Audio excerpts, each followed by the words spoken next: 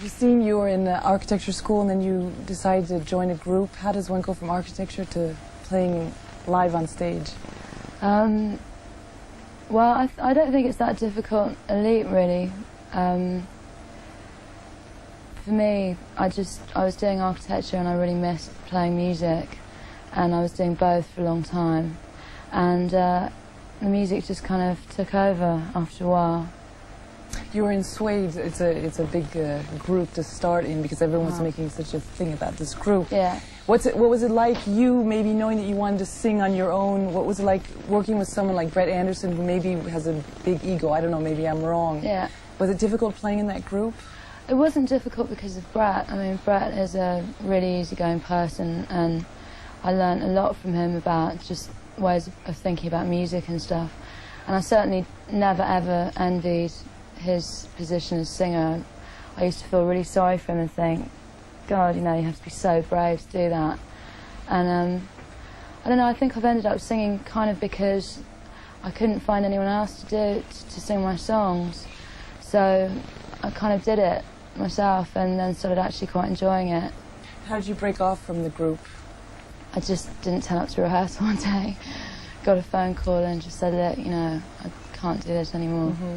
How did you form Elastica? Did you know the people that you were in the group now, or did you put out? Well, Justin actually met because he was a drummer in Suede for about 3 weeks. And he was in about 4 other bands at the time, he didn't tell us. And he just disappeared. And I bumped into him a while later and he said, you know, if you ever want to do anything, then give me a call. And Annie I met through a friend of a friend. And Donna I met through the Melody Maker, an advert. So the Melody Maker, you put out an announcement and saying, yeah, we're looking for another guitarist. Yeah. What do you think about people saying that it's a nostalgia band, even? I think in the 90s it's very hard to make music that isn't self-referential if you're making music with a classic lineup, you know, drums and bass and guitars.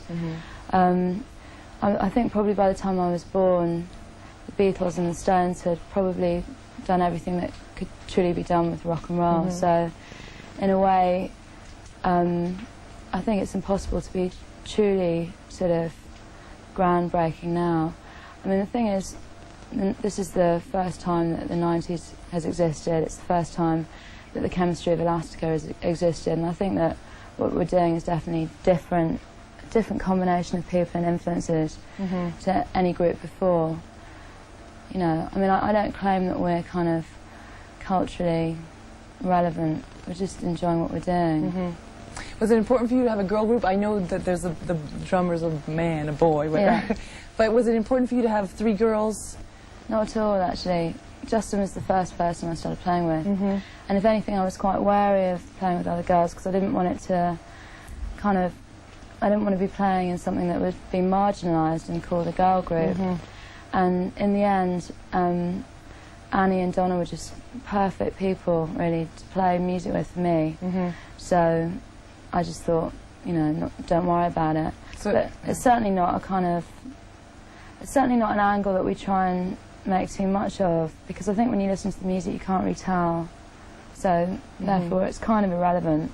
I mean, live, obviously, it's quite obvious. Yeah, because I mean, there's 3 girls on all of the guitars, so it makes it seem like a girl group. Maybe tomboys, I don't know. Are you guys tomboys at all? I don't know if we're tomboys. I think we're girls that have all grown up expecting to be treated exactly, you know, like our brothers would have been treated, just completely equal. So it's not really something that I'm conscious of particularly, and I'm glad to be a girl. I'm definitely happy I was born a girl. I don't have a chip on my shoulder about it in any way, really. I heard you speaking French in the dressing room. Very badly. Are you a Francophile? I like a bit of French. Can you do a little, just a little No, sentence? I'm too bad. Next time. I've been practicing. I've been saying to everyone, let me practice on you. And they sort of have to wait for me to get the words out in the wrong tense. You sounded good, though. You have a good accent. No. Yes. No. How do you see the future of Elastica?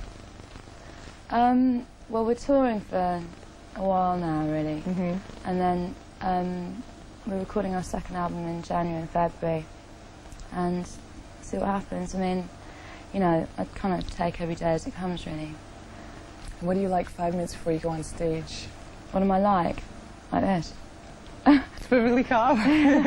I'm either really nervous or quite chilled out. No, it's sort of different every gig really.